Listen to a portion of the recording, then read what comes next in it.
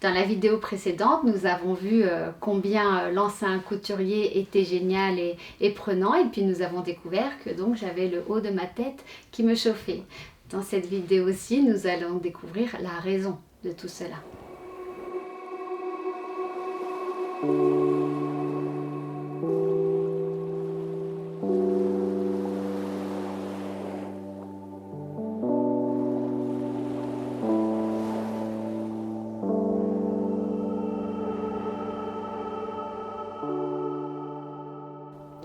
Alors le temps a passé, j'ai réussi à lancer David. Il a été lancé tellement fort et tellement haut qu'il a reçu le prix de la fondation Marcel Blunstein Blanchet au Théâtre Marigny, prix remis par monsieur Jacques Chirac, à l'époque pas encore président.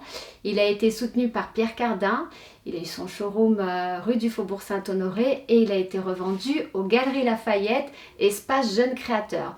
Tout ça pour dire que quand on ne sait pas qu'on ne peut pas faire les choses, eh bien on les fait et puis on y arrive assez bien.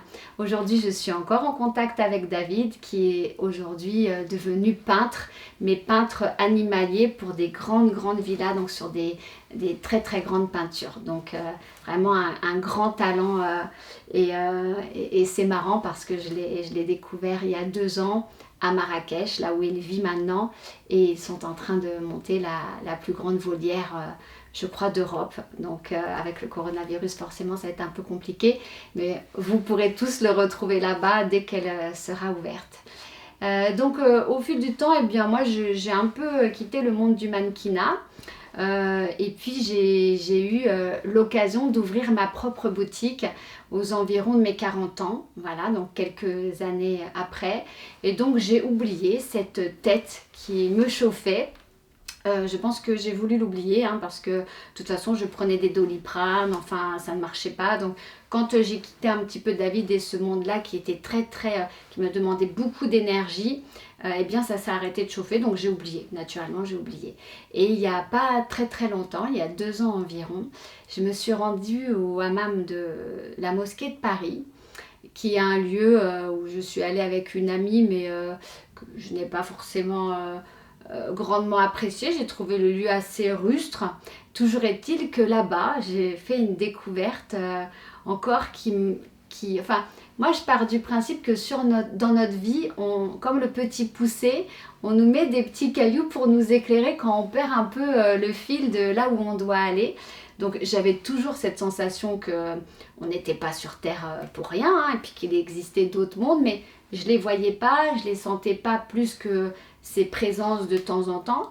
Et donc en allant dans ce hammam avec une amie, eh bien, il y a en face de nous une table sur laquelle on fait des grands gommages. Alors c'est vraiment roots, vous n'êtes pas du tout dans une cabine à part, c'est devant tout le monde, on vous gomme le corps à la mode orientale, voilà, sans trop de chichi. Et puis de l'autre côté de cette table, il y a 2 femmes blondes, donc pas du tout d'origine orientale, qui me regardent un peu avec insistance. Alors à ce moment-là, j'ai un maillot de bain un peu à paillettes, parce que j'assume le fait que je suis coquette et que je suis coiffeuse jusqu'au hammam. Et donc je me suis dit, bon, elle bloque sur mon maillot de bain. Et en fait, une des 2 dames s'est levée à la fin et m'a demandé si elle pouvait me délivrer un message. Alors vu qu'elle m'a demandé, je lui ai dit oui. Et elle m'a dit en fait...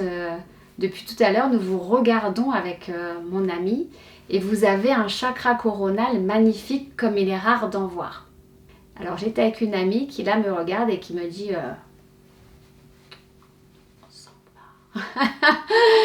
Et moi ça m'interpelle parce que j'avais complètement oublié que ma tête chauffait quand j'étais plus jeune. Mais le fait qu'elle voit quelque chose sur moi, je lui dis mais on peut peut-être boire un thé ensemble, voilà. Donc mon amie nous lâche parce qu'elle ne veut pas du tout y aller. Plus tard, elle m'a dit, alors là, elles sont complètement folles. Et c'est la personne qui m'a délivré l'information avec laquelle je suis allée boire un thé. En fait, elle m'a expliqué, parce que je lui ai demandé qu'elle était en repos. D'ailleurs, elle a dit à son amie, pourquoi il faut toujours que je travaille même quand je suis en repos. Donc visiblement, elle était obligée de me dire ce qu'elle voyait, elle s'en serait bien passée. Et donc elle m'a expliqué qu'elle était guérisseuse quantique. Elle m'a raconté mes vies antérieures, où d'ailleurs mon amie était avec moi et une autre amie aujourd'hui décédée, elle nous voyait à 3 et moi je voyais tout à fait desquelles 3 elle parlait. Et donc elle nous a raconté tout ça, enfin elle m'a raconté tout ça et elle m'a expliqué que si je voulais devenir guérisseuse un jour, avec ce qu'elle avait vu sur moi, je pourrais tout à fait arriver à soigner des gens. Donc c'est rentré par une oreille, c'est sorti par une autre. Ma copine aidant derrière avec le fait qu'elle était complètement folle cette femme-là. J'ai pris ses coordonnées mais je ne l'ai pas appelée pendant plus d'1 an. Mais je gardais en tête cette rencontre. Et j'avais un souci à ce moment-là quand je coiffais. C'est que parfois je coiffais des personnes sur lesquelles j'avais des grands vertiges. Et c'était pas du tout lié au fait que je n'aimais pas ces personnes ou quoi. C'était même parfois des personnes que j'aimais bien. J'ai changé de place. J'ai même essayé avec une cliente électrosensible, sensible aux ondes. Elle m'a dit quelle place était ok dans mon salon. Et donc j'avais beau coiffer à cette place-là. J'angoissais même de recoiffer ces gens-là, tellement ça m'amenait dans des vertiges en fait. Et donc je suis allée voir Marilyn, la fameuse guérisseuse quantique. Oui, parce que en plus, ce qui est marrant, c'est qu'on était quand même du côté de la mosquée de Paris, moi j'habite, je travaille à Sèvres, donc c'est assez loin. Et quand je lui ai demandé où elle travaillait, elle m'a dit « Ah non, mais laisse tomber, ça fera trop loin pour toi ». Et elle m'a dit « Je suis à Boulogne ».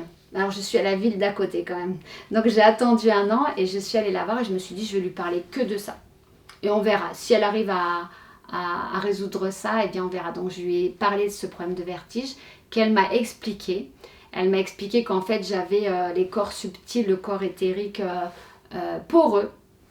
Et que donc j'avais une capacité à compléter ceux des autres ou ceux des autres un peu à rentrer dans moi. Et donc elle a ajusté les polarités en moi. Donc je l'ai laissé parler, elle a beaucoup travaillé. Ceci étant dit, ces vertiges ne sont jamais plus revus. Donc j'ai même fait ça en cachette de ma meilleure amie. Je suis allée voir Marilyn sans lui dire. À l'heure où j'enregistre ces images, elle n'est toujours pas au courant que je suis retournée voir Marilyn. Et Marilyn m'a confirmé que voilà, si je voulais soigner un jour, je pouvais parce que j'avais une belle énergie. C'est à ce moment-là, en discutant avec ma fille, qu'elle m'a rappelé que quand j'étais plus jeune, ma tête me chauffait. Donc j'avais complètement oublié ce point-là et donc c'est grâce à Marilyn, la guérisseuse quantique du hammam, que j'ai su que ce qu'elle voyait sur ma tête, c'est ce qui me chauffait quand je lançais le couturier et que j'avais ces sensations d'échauffement. Et elle m'a indiqué que c'est parce que j'essayais de rentrer en connexion avec le grand tout et que c'était trop d'informations pour moi ou mon chakra coronal comme on veut. Voilà, donc j'avais une information tangible, un peu plus tangible auquel j'ai cru parce que je trouvais que c'était assez réaliste, enfin c'était logique, voilà. En tous les cas, plus de vertige. Dans la prochaine vidéo, nous allons voir ensemble comment tout cela n'a eu de cesse de s'accélérer à partir de ce moment-là.